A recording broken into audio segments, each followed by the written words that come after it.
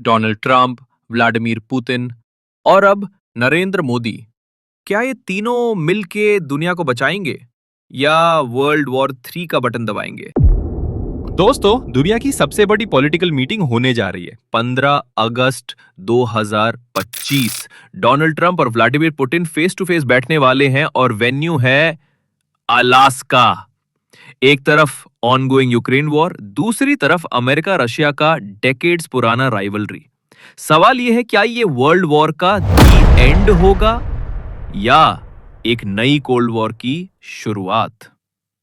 Y Alaska? सबसे पहले सवाल, अलास्का ही क्यों? अलास्का एक रैंडम चॉइस नहीं है। अलास्का 1867 तक रशिया का हिस्सा था, फिर यूएस ने $7.2 मिलियन में खरीद लिया। ये लोकेशन एक सिंबॉलिक और स्ट्रेटेजिक चॉइस है, न्यूट्रल ग्राउंड लेकिन हिस्टोरिकल कनेक्शन भी है। और एक बात, अलास्का का रिमोट और आइसोलेटेड होना इसका परफेक्ट बैक चैनल वेन्यू बनाता है। यहां मीडिया का कंट्रोल और सिक्योरिटी दोनों टॉप क्लास होगा। Secret back channel diplomacy. Official announcement से पहले पिछले 6 महीने में काफी सीक्रेट टॉक्स हुई हैं। बेलारूस के प्रेसिडेंट लुकाशेंको ने मीडिएटर का काम किया। अमेरिका ने रशिया पर नेवल ब्लॉकेड्स, ऑयल सैंक्शंस और स्विफ्ट रिस्ट्रिक्शंस के प्रेशर बनाए रखा। इसका एम क्लियर था, पुतिन को नेगोशिएशन टेबल पर लाना। पर यह कोई फ्रेंडली चाय पे चर्चा नहीं, ये एक पोकर गेम है जहां हर लीडर अपना ट्रम्प कार्ड लास्ट मोमेंट पर रिवील करेगा। ये एक चेस गेम है, मूव्स अभी भी हिडन है। Ukraine and Europe's position. Ukraine के प्रेसिडेंट जेलेंस्की का कहना है कि बिना यूक्रेन के कोई डील नहीं हो सकती।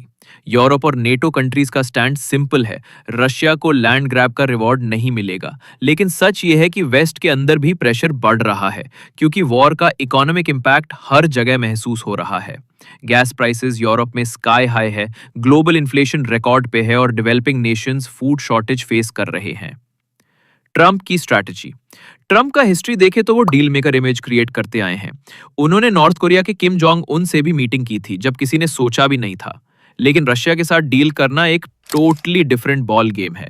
ट्रंप का फोकस होगा यूएस इकोनॉमी को स्टेबलाइज करना, ऑयल प्राइसेस कंट्रोल करना और अपने री इलेक्शन के लिए एक हिस्टोरिक पीस विन दिखाना। पुतिन का गेम प्लान। पुतिन के लिए यह समिट एक इमेज रीबिल्ड अपॉर्चुनिटी है। वेस्टर्न सैंक्शंस ने रशिया की इकोनॉमी को स्लो किया है, लेकिन चाइना के साथ अलायंस ने उन्हें सर्वाइवल स्पेस दिया।